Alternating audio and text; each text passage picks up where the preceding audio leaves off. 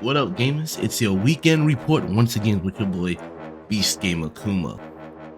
I hope everybody's well. First things first, let's get this out the way. Thank you all for the support. We're up to 1,316 subscribers so far on YouTube. I appreciate y'all. Twitter's doing well, so is my TikTok. All the support, all the feedback is much appreciated. So special shout out to Uncommon Soul, Riot Kitty, my homie Citrus Coin for chiming in. Thank you all for talking and engaging. Much appreciated.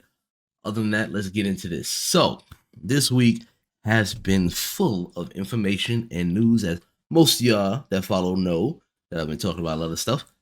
First things first, Suicide Squad Kills the Justice League has been delayed once again.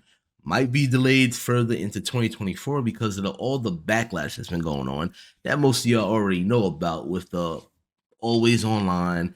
And honestly, some of the gameplay did not rub well with some gamers because, like, Captain Boomerang is shooting as pretty much they all doing the same thing. Doesn't feel much unique, but not to me. I thought it was all look cool, especially the 4-player co-op announcement. But yeah, that whole pay like always online feature is gonna be worrisome because this is what I did as talk. I talked about this already in a short where I was just expressing my thought process on that. Speaking of, because think about it like this: everybody was complaining about digital marketplace, talking about you don't own the game, it's not really yours. I'm like, I always argue the fact like, yes, you do. I could turn on my PS3 right now and re-download all the games that I already paid for and download, even though they're no longer in the store. I can still re-download them because they in my download list, so they are mine.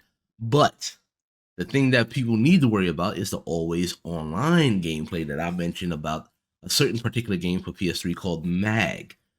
Most of y'all probably don't remember that, but that was a fully online only game. It was a good shooter too, but once the servers went down, that game became obsolete. And if you had a physical copy of that game, it was useless. It was just a showpiece. And that's what's going to happen with a lot of games that just go fully online, even with single player and multiplayer. And I get it. You're trying to fight piracy. It's a double-edged sword. We need to stop piracy. Piracy is a big thing that's still going on. And yes, they're trying to find ways to battle that. And going always online is one way of battling that. But again, you go offline or something happens with maintenance or anything like that, you can't play that game until they fix it or it just becomes obsolete. That's something to consider. I don't know what Rocksteady, sorry about that. Rocksteady is going to be doing with that, or how they're going to implement a new feature, or what kind of thing they're going to do. Because if it's getting pushed back to 2024, it's also worrisome about what they're going to have to redo as well. So we're going to have to wait and see on that one. In other news, or in review news, we finished our Wild Hearts review. Yes, this was a wild ride. I'm like over 60 plus hours on the game. I finally finished it. It's a spoiler alert type of review because I want to touch base on a lot of things. And as a Monster Hunter style game, it feels like its own game, but you can check out that review in the description, link below as well. But yeah, fun game, waiting for the new content that just dropped for a volatile Laharback, which is a scary ass monster when you think about it. It just looks freakishly like a Brawly version in his Great Ape form. I haven't fought it yet, but we're gonna see what happens, and probably gonna stream that live as well. Moving on to mechanized news, we have Front Missions 2, the remake, getting a release date. That's right, this game is coming out for the Nintendo Switch.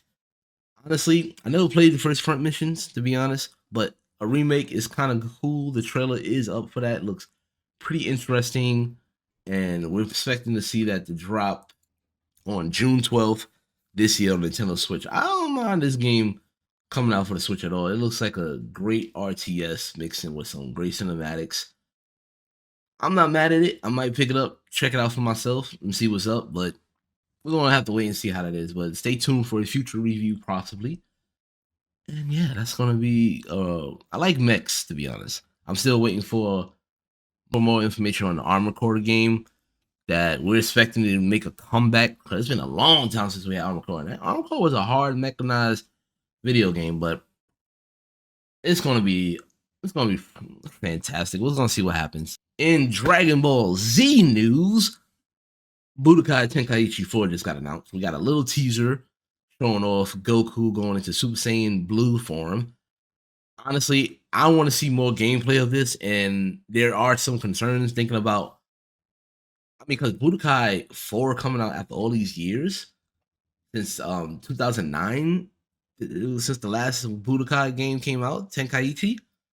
So some people are asking questions about how it's gonna be now in this day and age where we have to pay for DLC characters because all the Budokai Tenkaichi games you earn the characters once you play through. And you know they're gonna have to milk that situation and pay to buy for more DLC characters.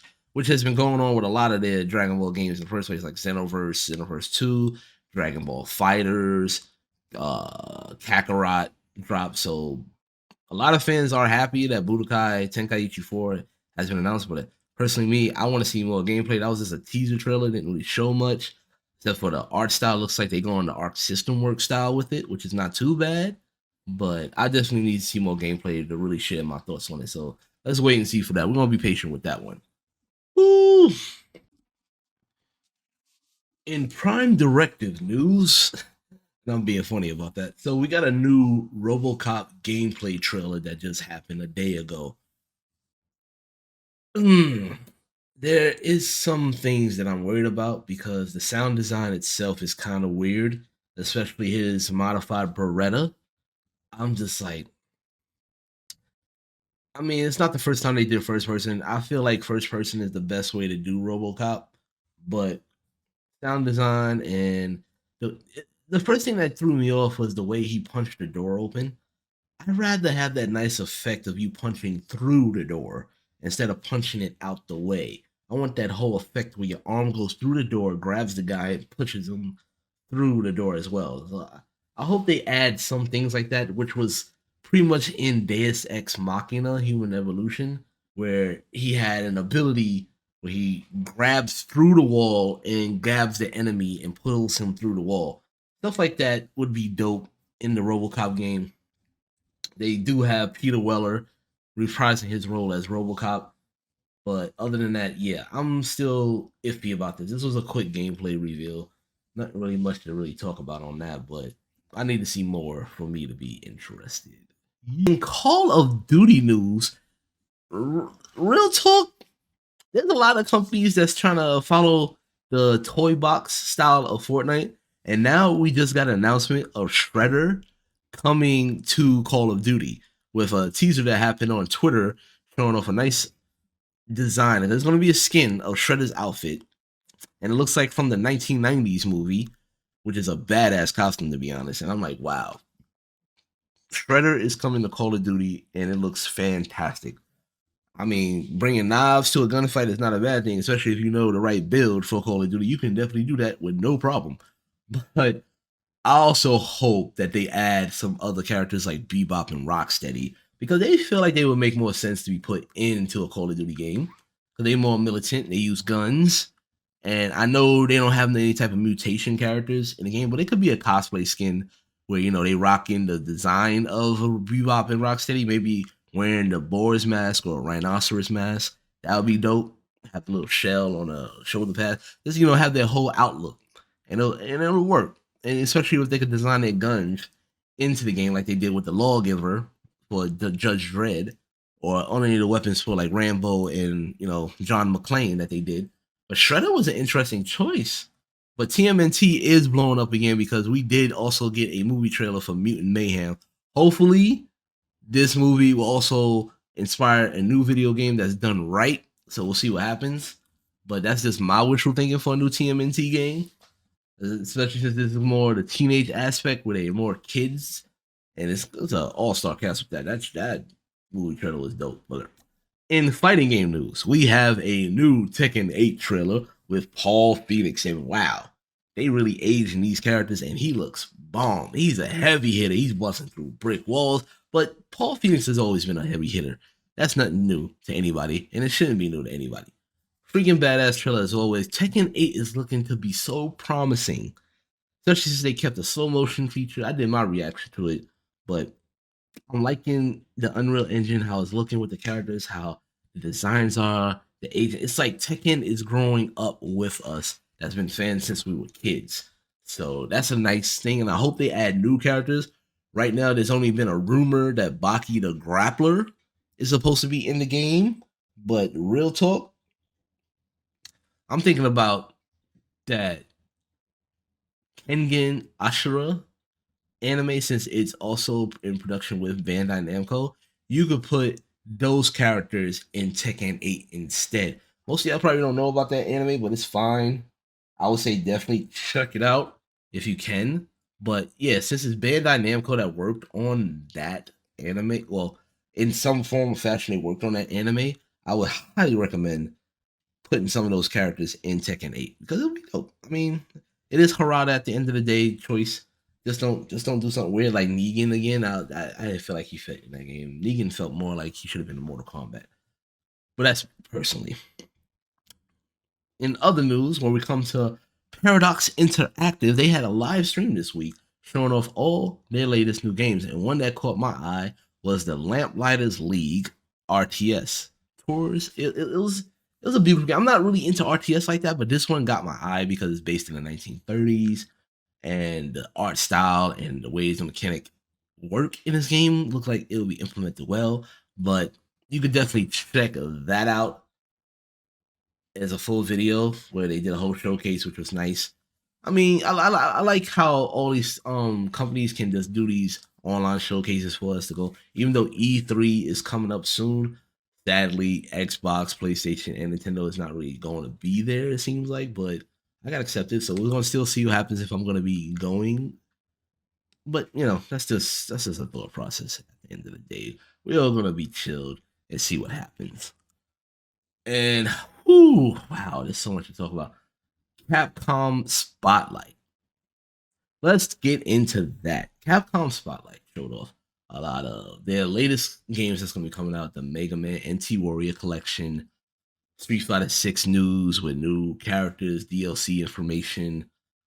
We got to check out Exoprimal is getting a release date, and there's going to be an open beta coming up next week on March 17th. I can't wait to play again. Me and my boys played last year in a closed beta, had a great time, and now they're showing off some new mechs, well, exosuits rather, sorry, exosuits that you're gonna try out this War Machine looking one, and they got a yo-yo looking one with the skates. I can't wait to try this out. And there's gonna be a story mode. Let's freaking go. And the biggest thing was a Resident Evil 4 remake demo called Chainsaw Demo. We knew it was gonna happen. And it's actually the first part of the game, not too long, about 29 minutes. You know what you're doing. If you just want to explore, it's a little bit more. But you get the first part of the game where Leon Kennedy gets involved with the whole European area and the virus, of course. If you played the previous version of it, and it's like I had to ask, how many versions of this remake have we had already? It seems like out of all the Resident Evil games, this has the most remakes have done for Resident Evil 4, and it plays really well. Once you get into it in the chainsaw, man, it seems like the AI has been bumped up where the enemies can't be juked as easily. They swarm on you. But I did my gameplay video of it, so you can check it out as well. The links in the bottom. But yeah, Capcom Spotlight was pretty dope. I enjoyed it a lot. So beautiful. You gotta love when these things happen, especially when they release demos. And I can't wait to try out Exoprimal again, especially with all of you since it's open beta. Let's go with that. And lastly, I did a personal article about Sean being added to Street Fighter 6 to double back on that.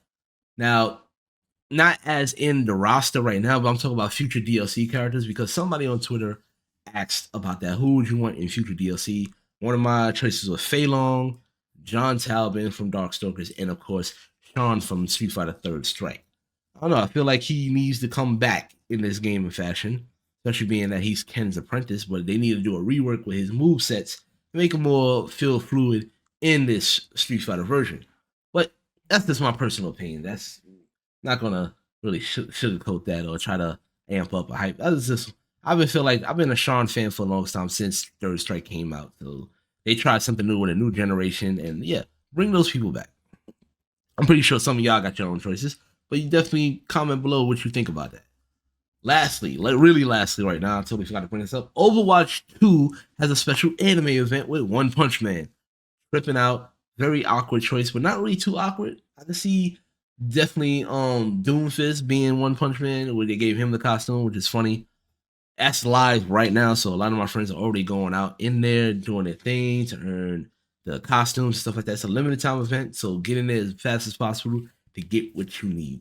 Other than that, that is our weekend news. I hope you enjoyed. I hope you're having a great weekend yourself. Please hit that like and subscribe button. Comment below your thoughts on what's been going on in news this week. If you got other topics you want to talk about, yeah, bring it up and we can discuss.